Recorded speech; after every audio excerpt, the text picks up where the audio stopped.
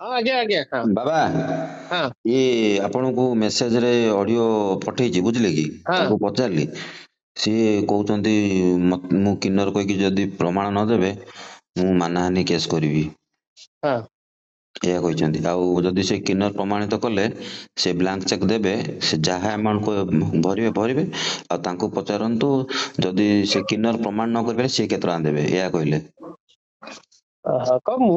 ଶୁଣ, ହାତୀ ଯାଉଛି ତା ବାଟରେ, ଆଜ୍ଞା ତମେ ଆଜ୍ଞା। କୁକୁର ଭୁକିବ, ହାତୀ କାହିଁ ତମ ସାଙ୍ଗେ ଲାଗିବ? ତାର କଣ ଦରକାର କହୁନ? ନା ଆପଣ ହାତୀ ଯାଉଛି ତା ବାଟରେ, ସେ ତମେ କୁକୁର ଭୁକିଲେ ହାତୀର କଣ ଯାଏ ଆସେ? ନା ଆପଣ କହିଲେ ନା ସେ କିନ୍ନର ଟା କହିକି, ମୁଁ ପଚାରିଲି ଯେ ହଁ ମୋ ପାଖକୁ କିନ୍ନର ତାଙ୍କର ଆସିଥିଲେ, ଗୋଟେ ପୁଅ ମୋ ଗୋଟେ ପାଖକୁ ଝିଅ। କିନ୍ନର ମାନେ ଆସୁଛନ୍ତି, ଏମିତି କରୁଛନ୍ତି।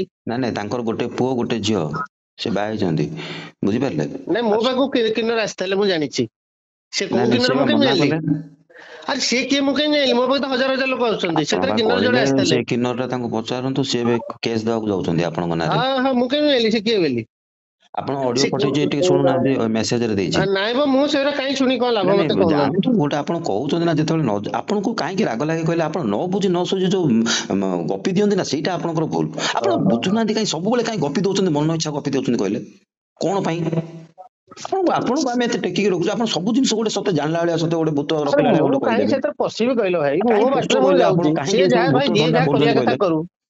ଆପଣ ସବୁବେଳେ ଗୋଟେ ଖାଲି ଭୂତ ଅମକ ସମକ ସବୁ ଜାଣିଲା ବେଳେ ସବୁ ଜିନିଷ କହିବେ, ଆପଣ କିଳା ନେଲା ବେଳେ ନେବେ, ଆପଣ ଭୋଗିବେ ନା କିଳା ନେଲା ବେଳେ। ଆପଣ ବୁଝୁନାହାନ୍ତି କାହିଁକି? ହଉ ହଉ ଭାଇ, ସବୁ ହଉ। ଜିନିଷ